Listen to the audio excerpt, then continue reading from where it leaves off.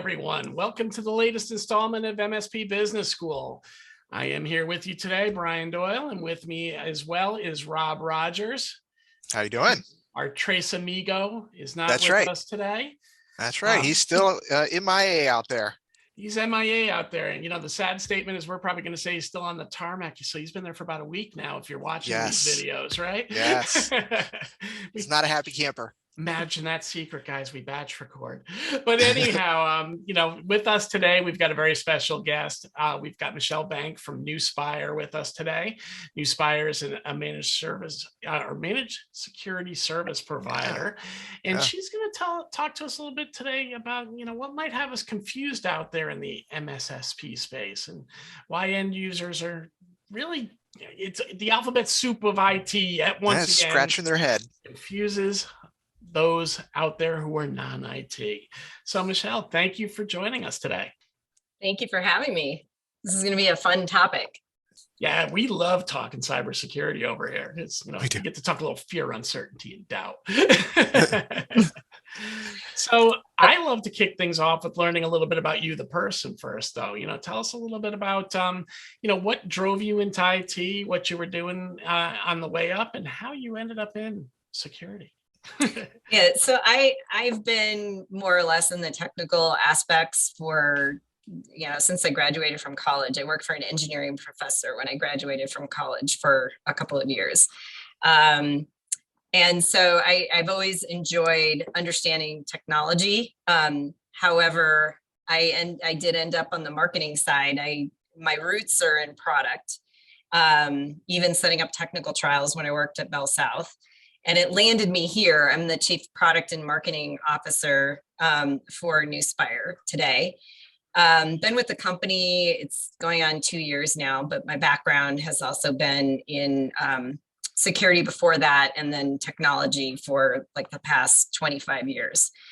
I ended up, the approach or the topic that we're going to be talking about and the confusion is something I'm rather passionate about because as a profession, I know we've caused a lot of the confusion in the marketplace and all the acronym slinging. And what I mean by profession, it's not just product management and wanting to differentiate and coming up with a new name for something, but also on the marketing side and truly understanding what those acronyms mean and wanting to implement your SEO and get more search folks to actually see you online, but also how do you guide people through and make sure that, how you're defining things is actually true and accurate? That's you kind of glossed over that, but that was very interesting to me. You started off in engineering. Well, I started off went to marketing. That's not really what you see. Yeah. So I'll tell you the backstory there. I was in product, and the company I was working for at the time decided that they were going to partner instead of develop. So no more client requirements, that kind of thing.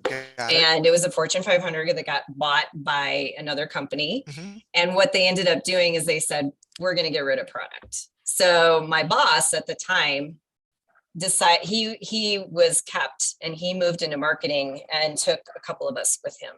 Hence why I ended up in marketing and has really been passionate about it ever since and I love the new product stuff. Awesome. That's how I ended up in marketing. I know that doesn't happen. In fact, I've seen it more often go the other way. Oh, really? Oh, yeah. It's such a change from that, black and white, detail oriented type of personality to that creative type of personality. So, yeah. Well, if you know me, which my team will say, I'm probably more the detail. Even my marketing elements are based on data. We'll just say I'm a data-driven marketer. Well, I will say this. I love hearing that. As a father to a creative, if you can have any level of organization, it's much needed in that environment. So. Yeah. Analytics will set you free. I mean, they don't tell you always what direction, but they get you a hint of where to go. Yeah, totally agree. So, Yeah, Michelle, you kind of mentioned something earlier when you talked about confusion in the marketplace and something that you were really passionate about. Can you dive into that a little bit? Like, what is it about confusion in our marketplace that's really driving you right now? yeah. So when I was approached through, some of the folks on my team about doing this podcast, they asked me about topic.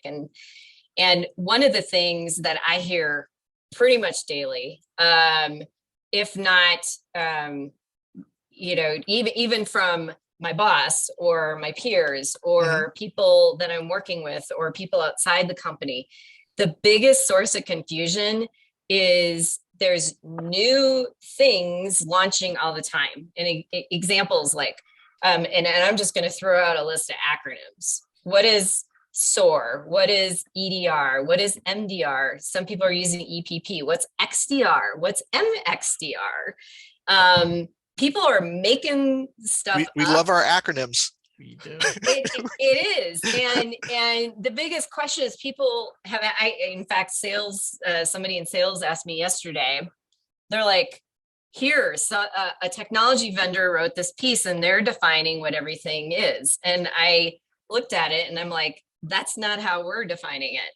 But if you look at another technology provider, they're defining it 100% differently. So why is that? And this is a great discussion topic for your team. And what do you do about it?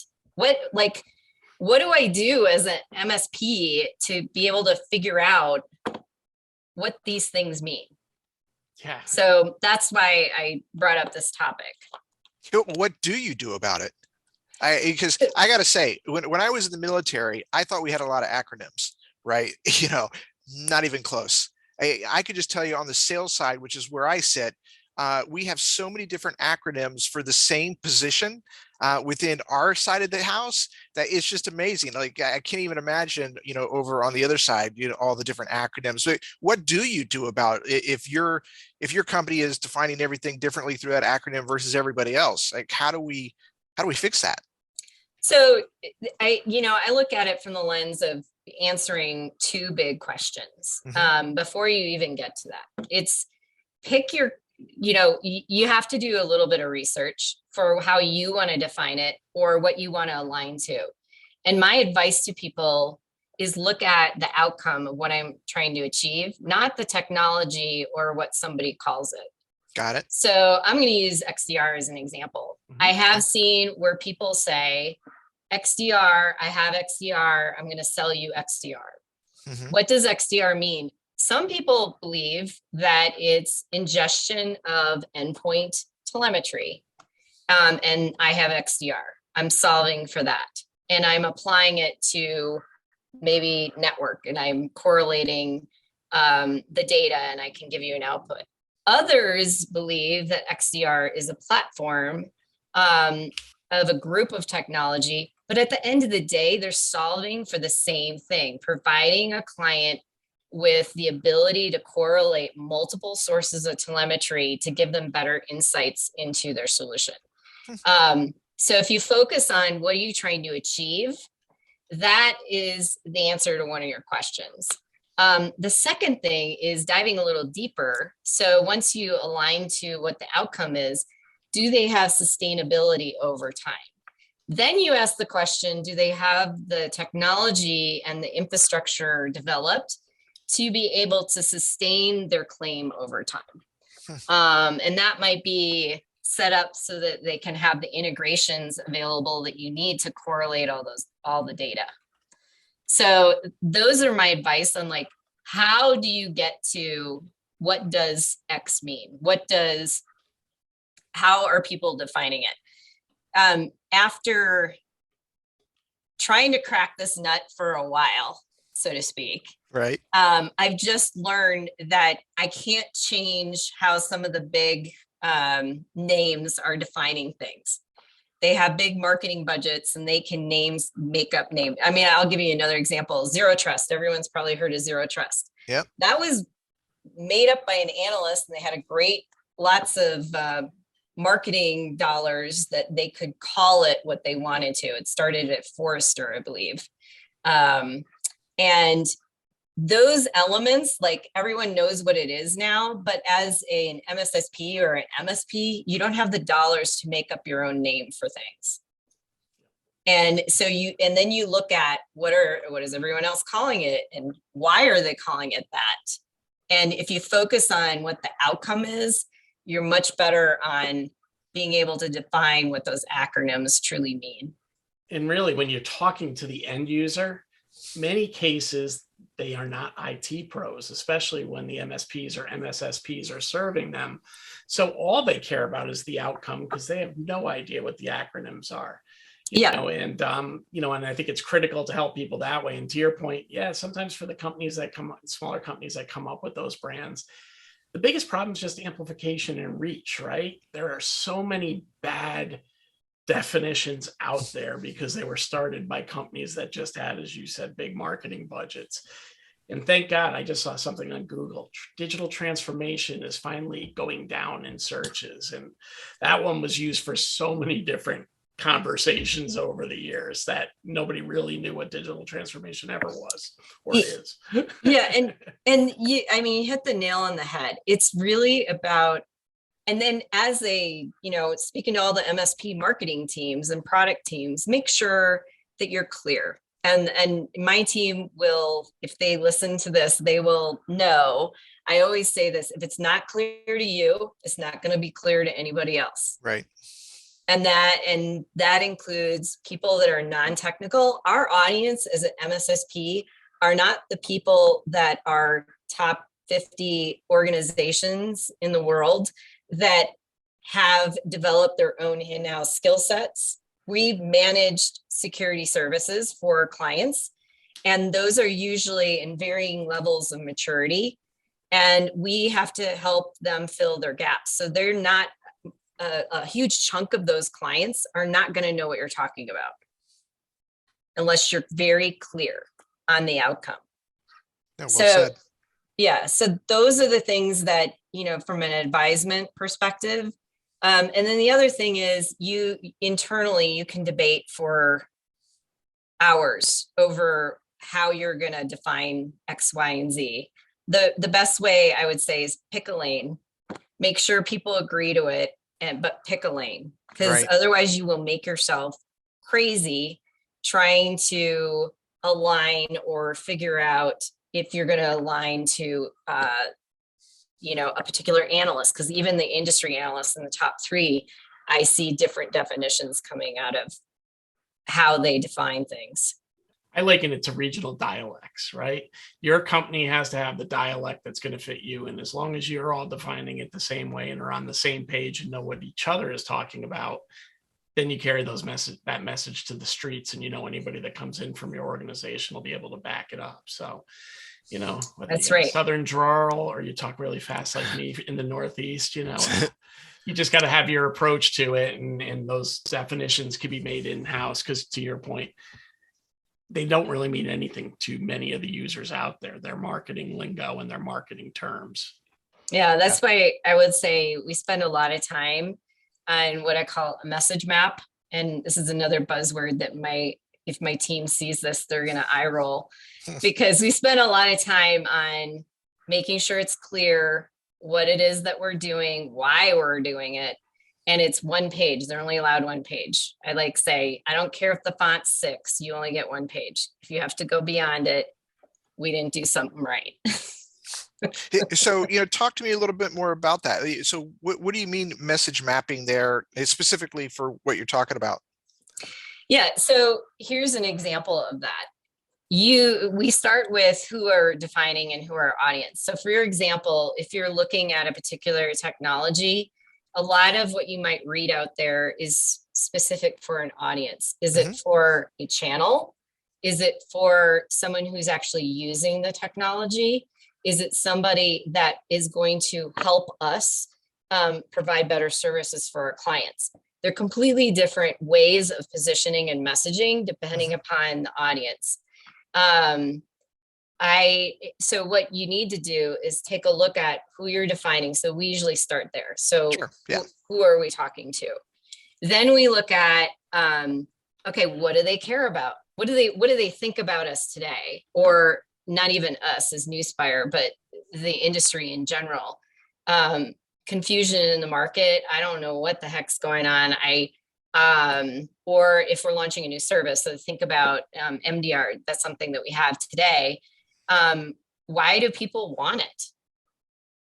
And make sure that we're focused on the outcome that it provides and not just saying MDR, because people don't always know what they don't care in a lot of ways. A lot of our clients don't care what technology we do. They just want us to solve their problem. Yep. And so start there, then define what the problem is, because make sure that we're hitting on the right thing for that audience. And then aligning to it. So a lot of this exercise we go through is really defining what the issues are. And then we go through at the last step is talk about how we specifically as an MSSP can solve those problems. And that is documented on a piece of paper, very bulleted, very short and concise, because it's very easy to write a 12-page paper on something if you don't really know what you're talking about. It's very hard to write concise and on a one page. That is fact. Everybody wants to jam a little bit more than you need to, but brevity is king. Yeah, and they take a long time to do, but they save you on the back end. Awesome. From confusion, they save you from, people internally, if they're speaking on behalf of your organization, if they can have that as sort of a prep document, they know how as an organization and entity aligns to that position. So yeah, you've been there for 2 years now, helping to, establish and build here. So what would you say is like one of the biggest things that you've had to accomplish here at Nuspire to help drive and help fix all of this confusion in the marketplace? And what are some of the roadblocks that you're seeing especially with employees trying to even be on the same page, to make sure that it's done? Do they have to bring those battle cards or those message maps out with them? How do you make sure the messaging is staying on track? So it's an ongoing thing. It's not something that you just produce and hand it out to people. It's really, when I started 2 years ago, and this is absolutely normal, Nuspire's been around for over 20 years. We had a solid client base. Mm-hmm. When our new CEO came in, and again, he started from, he was a former CISO. In fact, some of my peers have been former CISOs at major Fortune 500 companies. Mm-hmm. He shifted the mindset really around, okay, our mission is really going to make life easier for clients. That's what we want. We want to make it easy for clients. We want to be helpful. And that is why I joined the company, because I have been in my career long enough, and I wanted to do something that was really authentic and truly helpful to people. It's a very cool space too, besides that, being in cybersecurity. So looking at that and then identifying, okay, if that's the direction we want to go, what do we need to do to actually get there? And looking at the organization and where we have alignment, we organized around just having some really smart people that know their stuff, that know exactly how to get there. And I would say the key ingredient is intellectual curiosity. So all the things that I've said around being able to help and define things, and then reaching out to clients and reaching out to analysts and de facto and our sales team to find out, are these things really resonating in the market? Do people really understand what I'm saying? If they don't understand what I'm saying, how can I explain it better? And that is, it sounds very, very simple, but it's not. It is something that takes time, and you have to build it over time. Fortunately, I have, a lot of my peers, we all work really well together. So I have a lot of input from their angles, from a technical level, from our CTO, our CIO, even our CEO will give me his thoughts on things. So we're very much aligned, and then getting it communicated throughout the organization we're still, I would say, actively in process. It's about creating the content, for example, for our sales team to be able to leverage so that they in turn can educate the clients, and they can also be in touch with them on a regular basis when we come out with new things and new information. And the other part is less about promoting. And again, going back to what I said earlier about the CEO, making sure that the information is educational and helpful at the end of the day. And why do we do that? Because I heard mention of, promotional and pushing products. I don't want to be here to push products. At the end of the day, if people know Nuspire and feel that we're credible, they will come to us and put us on the consideration set when they're looking for services. I'm not going to push a product. Agreed. Most of the services are bought from people you know, like, and trust, right? So that concept of, product pushing doesn't always work.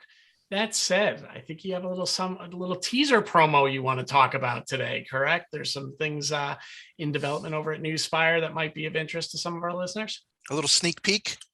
Yeah, well, I'll just say, I don't want to give too much away, but I will say we have some new things that are going to be coming out in the next few months that really will help align to all these definitions, whether it be from a marketing perspective or even the product management team, in simplifying the way that we talk to our clients and making it a lot easier for them to get what they need to improve their security programs. And we have a number of things and tools that are available even today that a client can get for free.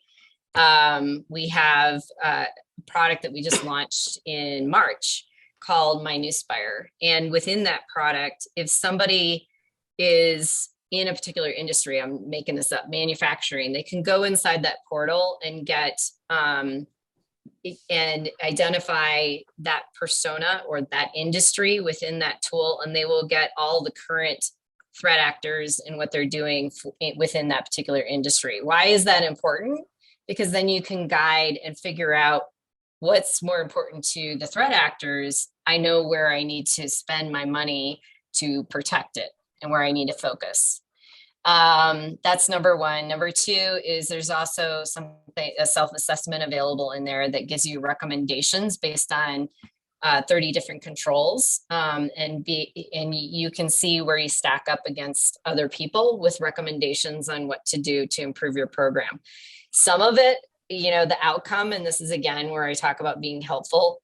If it's a service that we offer, we can help you. If it's not a service, we would recommend something like, I'm going to give you an example, penetration testing. We do not do penetration testing, but it might come out and say, you need penetration testing. And that's what it's designed to do, is to truly be helpful, not just sell for us. So those are just a couple little tidbits that people can get now, but there are more things. That's what you can get now. And for that future information, I suggest everybody head over to Nuspire's LinkedIn page. It looks like it's a pretty active page, and you'll see that there's quite a few people besides yourselves that'll be following it.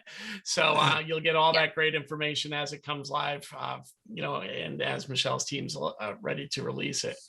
Well, with that, Michelle, I want to personally thank you for joining us today. Appreciate you coming on and telling us a little bit about your backstory, and certainly helping us with some of the confusion out in the cybersecurity market today. Yeah, thank you for inviting me. This is fun. Yeah, and I also to let all the listeners know, we will be including Michelle's LinkedIn profile with the podcast, and this episode will be up on mspbusinessschool.com and anywhere that you get your podcast. As always, Brian, Michelle, I thank you both. This was a fantastic episode. I appreciate you both today, and have a great day. We appreciate you joining us, Michelle. Thank you. Thank you.